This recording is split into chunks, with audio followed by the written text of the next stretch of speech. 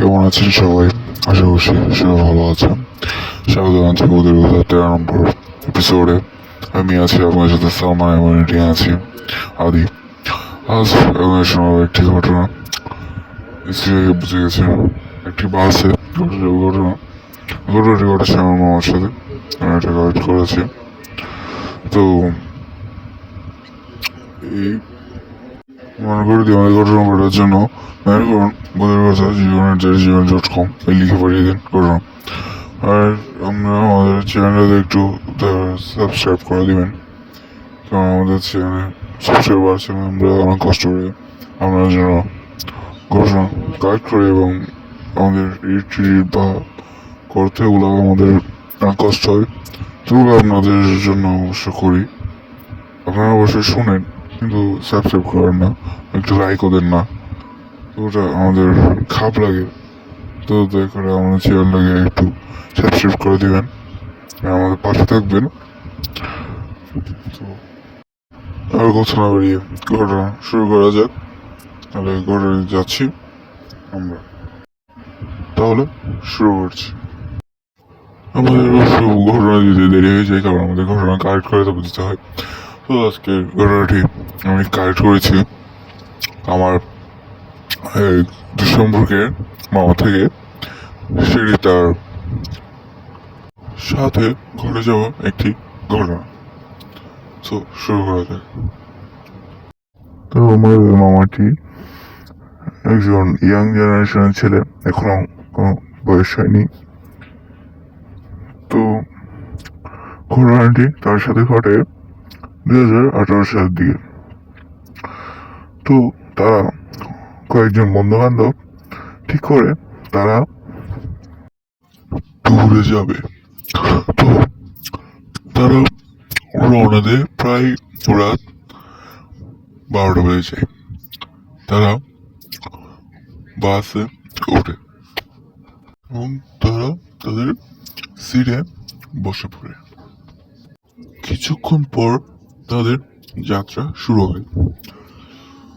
তারা কোন জায়গায় ট্যুরে যাচ্ছিল সেটি তারা বলতে অনিচ্ছুক। তো তারা যাচ্ছে, গাড়ি চলছে। তো ওখানে আমার মামার বন্ধু বান্ধবরা সবাই ঘুমিয়ে পড়ে। শুধু আমার মামা জেগেছিল। পুরো বাসের প্রায় লোকই ঘুমিয়ে পড়েছে। যখন আমার মামার নিজের একটি পা বসে, তখন আমার মামা শুনতে পায় বাসের ছাদের উপর কে যেন হাঁটছে।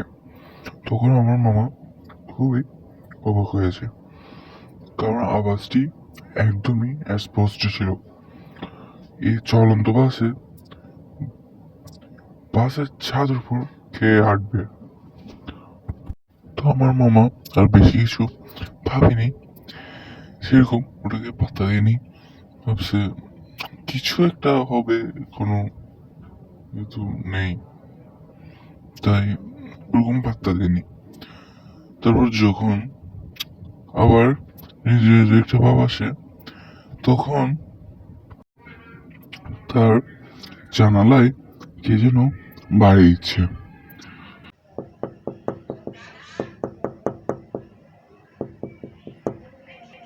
মানে তখন আমার মামার চোখ কিন্তু বন্ধ ছিল।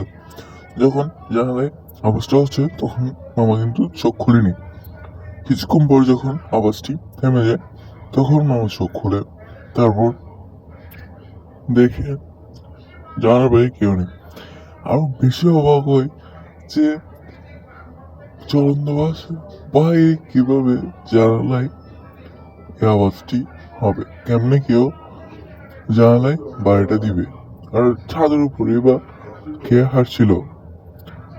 তো আর কিছুক্ষণ কেটে যায়। কিছুক্ষণ পর ঘটে একটি ঘটনা।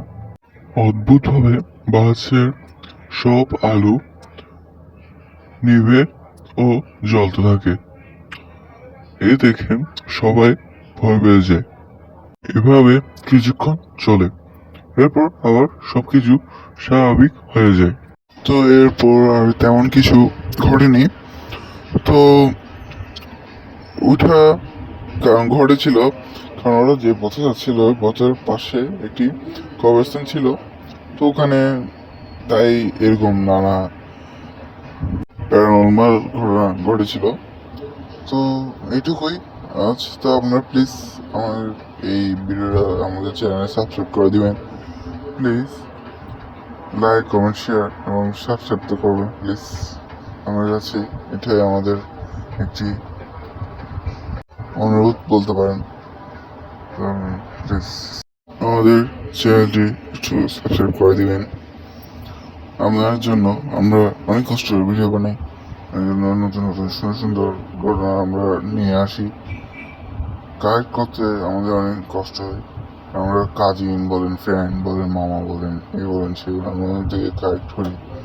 তো আমরা যদি আমাদের চ্যানেলটাকে একটু সাবস্ক্রাইব করে দেন তাহলে আমাদের জন্য ভালো হয়। তো পাশে এটুকু, আমরা শীঘ্রই একটি ঘটনা অবশ্যই নিয়ে আসবো। অপেক্ষা থাকবেন। ধন্যবাদ।